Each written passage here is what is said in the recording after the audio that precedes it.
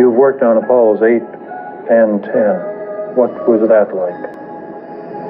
Can you describe your feelings during those two missions, what it was like?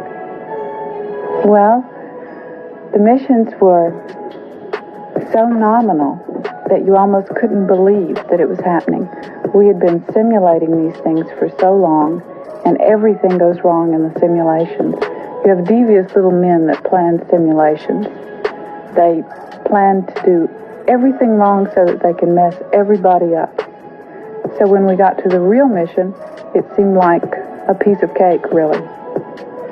What sort of things in the simulations would they have go wrong? What sort of problems would they present to you? The engine fails. Their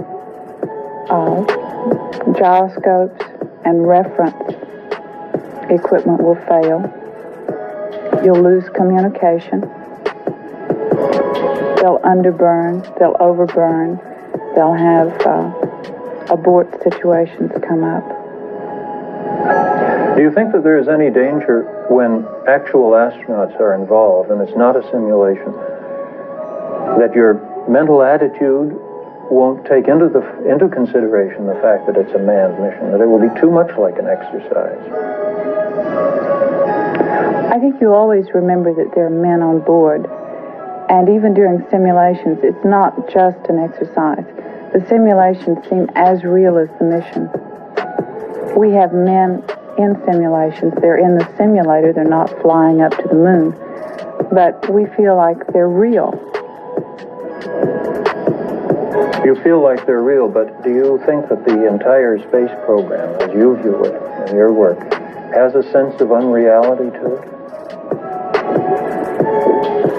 I think the atmosphere you work in is a little bit unreal as far as the actual facilities are concerned. You're totally isolated. You're surrounded by machines. There are no windows in the buildings where you work. The lighting is always the same. You lose all track of time. You think in terms of ground elapsed time, and that becomes the only reality.